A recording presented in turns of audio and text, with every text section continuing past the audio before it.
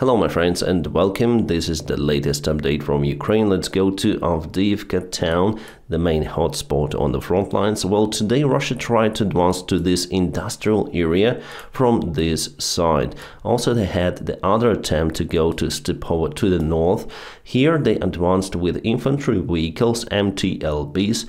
Those are the versatile machines usually used as the tow trucks for artillery, but also capable to carry the infantry forces. And those were totally demolished with the help of the single Bradley armored vehicle that Ukraine used for defense.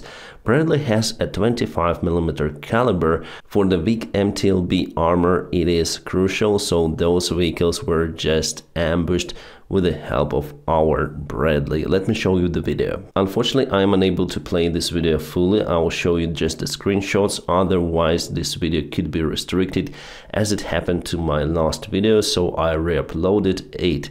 So here you can see the drone image. It is the night advancement of the Russian army, and this, I believe, is the railway that is now dividing mostly the Russian controlled territory and the Ukrainian one, and the Russians try to advance across it using some of the vehicles over here, and here is the Bradley waiting for those. There was also some of the artillery fire on the Russian positions. Probably they also tried to advance with infantry forces without the vehicles. So 1, 2 and 3 MTLBs. This one is a little bit separate, but those are very close together. So Bradley opened the fire on the first vehicle, it was kaboomed, and later on the rest finished as well with the help of the 25mm gun. Bradley is very effective against the armored vehicles of the enemy, that is why we widely use them on assaults. And here, as you can see, on defense as well,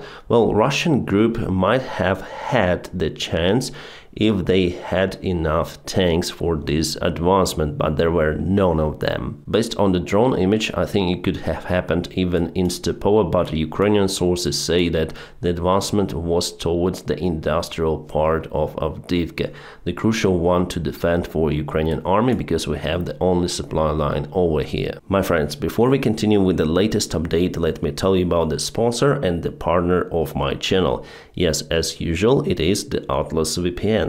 They came out with a Christmas deal where you may get the Atlas VPN Premium just for $149 per month, and you'll have 12 months extra. This is the best offer from all of the premium VPN services out there. It has military encryption standards, strongly securing your data and your devices from being reached by government, unwanted ads, and also hackers. I use the VPN all of the time, and for me personally, Atlas VPN is the best VPN out there. It has a security breach device monitoring feature, so it alerts me that someone tries to reach my device. Then I use the public Wi-Fi. Then I see that message, I disconnect from that public Wi-Fi. Atlas VPN is very fast. It guarantees you the best streaming connection, then you watch movies on Netflix. And also by changing your virtual location, you may get access to watch all of the movies, all of the series on Netflix platform. And now, my friends, please check out my personal link in the video description just below, or scan the QR code available on the screen,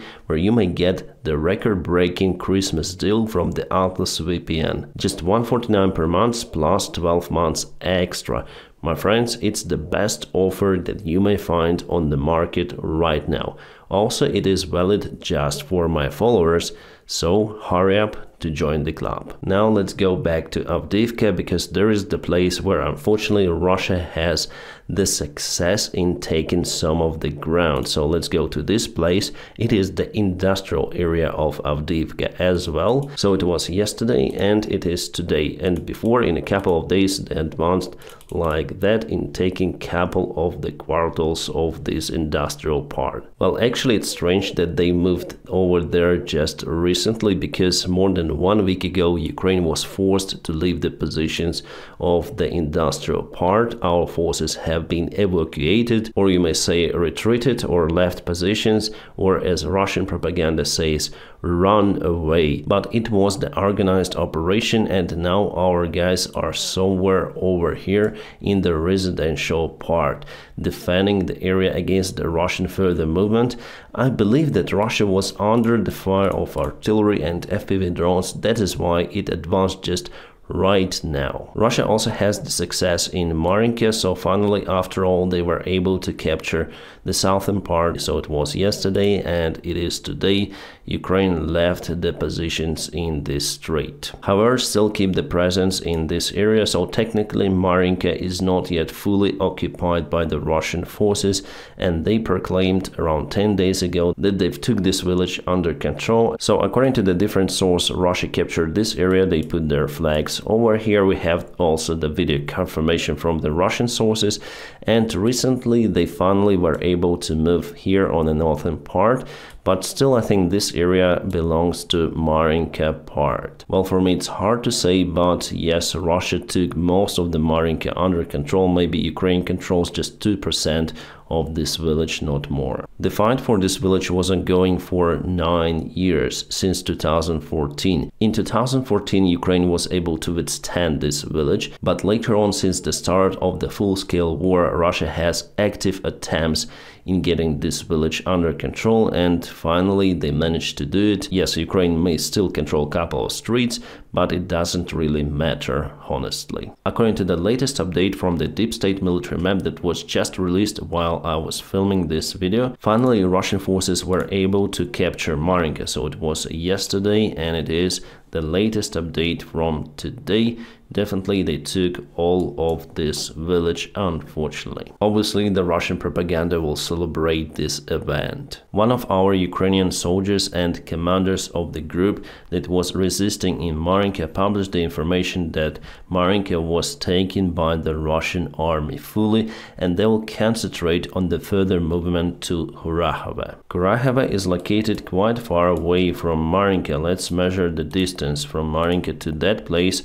16.5 kilometers. Indeed, it's far away, but there are no any villages between Marinka and Kurakhove, just a straight road and the fields. The road that Russia might use for their assault towards that place, especially during the winter time. So for Ukraine, it's important to protect it and build the defense on the way. Let's go to our 3D map. So this is Marinka. Let's zoom into the place. I'm gonna show you the road which Russia might use. So this is pretty much the highway towards Kurakhove. It's located on the south from Marinka, and I would agree that it's kind of the freeway towards Kurakhove, but here we have some of the bridge across the river. Hopefully you can see it. So for Ukraine, it's important to secure it, and in case of the threat from the Russian side, we need to blow it up. But Russia might advance towards that bridge, and then if it is blown up, turn to this side towards Kurakhove itself,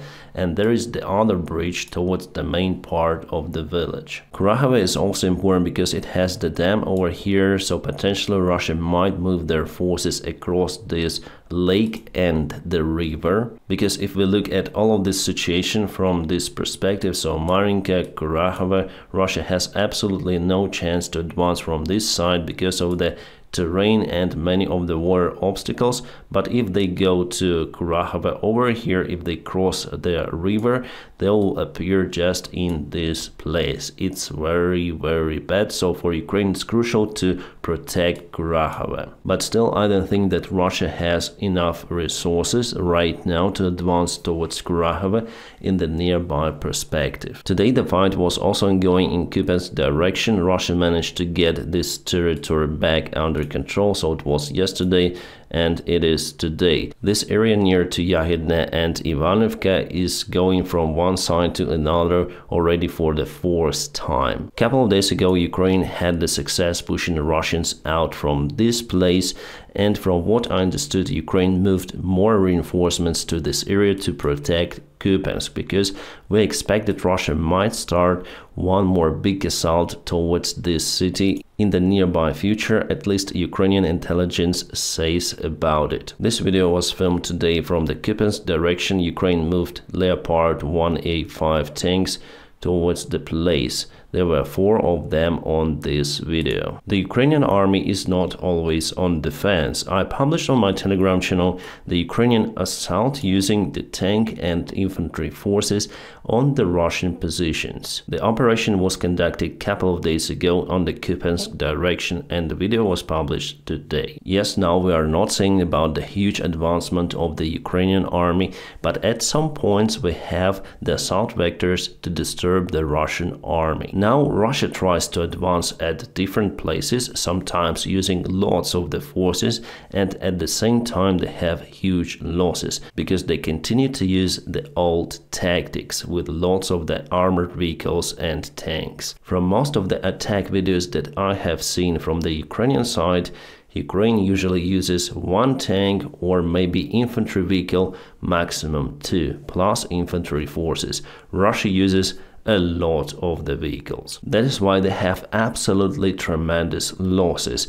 In Avdiivka direction, I think it's 1 to 12. This ratio is definitely outstanding. It has never been experienced since the start of this war, but it seems like Putin doesn't really care about the Russian losses. He wants to show that Russian army is able to advance and take some of the ground. Obviously, his main goal was to encircle Avdiivka and take it under control, capturing lots of the Ukrainian forces, but as you can see, it didn't happen. By the way, this video you may find on my Telegram channel with the link in the description below. Unfortunately, I'm unable to publish it on this platform because of the images from the trenches. We also have the update in the Bakhmut area. Unfortunately, Russia moved closer to Klishivka. It was yesterday, it is today. They have the movement in this forest and also advanced a little over here. It's not good, obviously, but they are still far from their goal in taking Klishivka under control. What worries me more is the situation on the south. It seems like Russia is taking the ground there as well.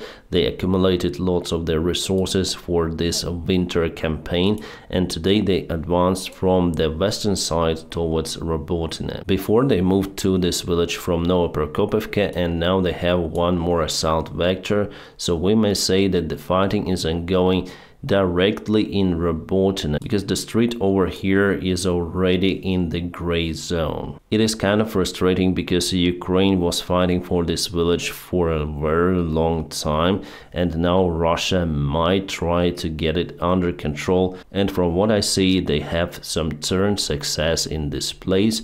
So without the proper munition, without the proper resources, Ukraine is unable to secure the territory even on the south, on the previously liberated territories. The price that was paid for liberating those lands is very high, and now Russia has initiative in this area. In the current situation, I didn't see the way out for Ukraine to protect Robotyne without the defense lines, because in other directions we have the defense lines. Here we hadn't enough space or time near to the front lines to dig down the trenches. I mean robust trenches for the long-term defense. Well, nevertheless, Robotyne is still under Ukrainian control. We're gonna see what happens in the future. The Russian sources published those kind of the maps. Well, definitely they do not have the attack vectors over here. Well, they have from Verbova, from this direction, and 2 vectors as I showed to you towards Robotyne. But in general, it's not as critical for Ukraine as they want to show it. The electrical power plant is on fire in Vitebsk. Locals reported about some sort of the explosions, but it could be just the failure of the power plant. Well, anyways, local authorities haven't reported about any sort of the drone attacks. Vitebsk is the Belarus territory. Reuters referred to the United States intelligence saying that Russia has already lost 315,000 soldiers since the beginning of the war. It is 80% of all of their army that was at the start of the full-scale intervention to Ukraine. Later on, however, Russia announced the mobilization of at least 300,000 soldiers into their army, and this year they hired more than 420,000 new soldiers because they pay a lot, so most of them are volunteers. I might compare the Russian army with the water that Putin just put in the spoon with the hole. The water just goes away through the hole, so the casualties are, but Putin continued to put more and more water. That is how the spoon is always full. So indeed, Russia has losses, but still they have the large group of the forces in Ukraine. Those forces are not as capable as they were last year, but they increased in their quantity. And Russia always fights with quantity against quality. The last night it was quite loud in Kiev and Odessa. Russia used Shahed drones to attack Odessa region and ballistic missiles to target the Kiev region. All of the ballistic missiles were shot down by the Ukrainian defense. However, one of the missiles hit the residential area. Luckily, there was no direct targeting of the residential building. The missile went very close to it, causing the fire, and unfortunately, many people were wounded, delivered to hospitals, but no casualties were reported. After his visit to the United States of America, President Zelensky went to Norway. By the way, Norway promised to deliver one more air defense system, NASAMS, to Ukrainian army. Awesome. Also, Norway will support Ukraine with $800 million. Mostly those will be used to support Ukrainian humanitarian programs. Meanwhile, one of the Republican representatives said that there has been significant productive movement among both White House and GOP in the last 24 hours about the migration issue. So White House definitely agrees with some of the proposals from the Republican Party. However, there are almost no chances for the deal to be approved till Christmas, so we expect the military package for Ukraine together with a new migration law for the United States to be approved in January. Yes, unfortunately, it is the reality. You may see how politicians may ruin lots of the things. But I'm quite surprised about Germany, because Scholz says that they may even declare the emergency state in Germany to increase the debt to support Ukraine only. Each year they have the debt limit, they call it the debt break.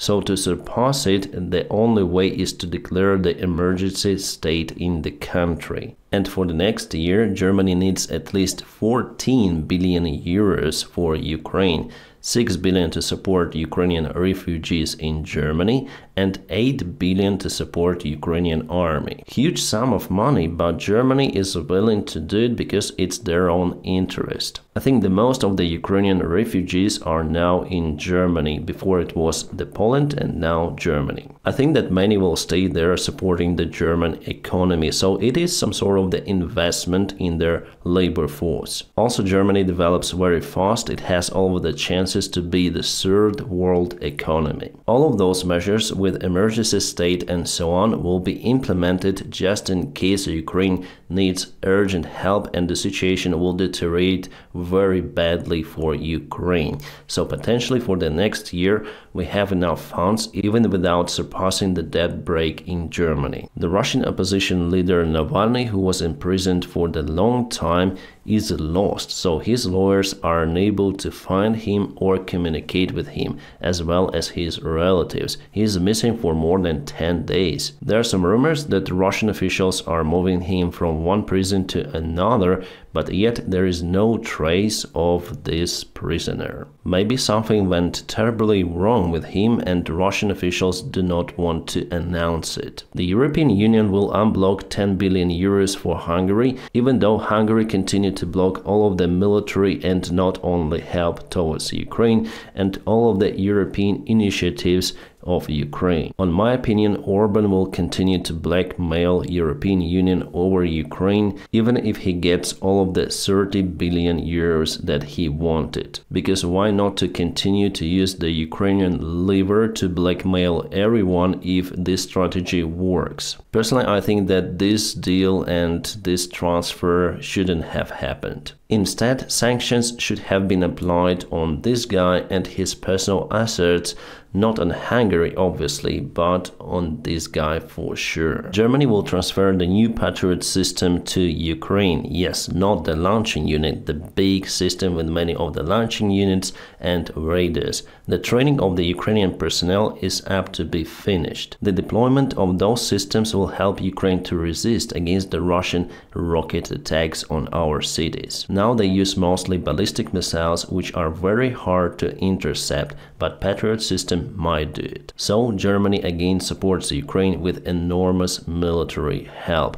Yes, we haven't obtained the Taurus cruise missiles, but instead we have one more Patriot system. The United States of America also announced the military support. As I told you probably in my last video, $200 million will be spent for the spare parts for Ukraine missiles and ammunition. As financial analytics say, 90% of all of those funds stay in the United States, because all of that weaponry is produced in the United States. So all of the salaries, all of the materials are paid from those funds. The rest goes for the logistic coverage. So again, those funds are partially returning back to the United States budget in the way of taxes. My friends, don't forget to press the like to this video, and also please check out my personal link in the video description just below, where you may find the Atlas VPN Premium for the best price possible with a Christmas discount.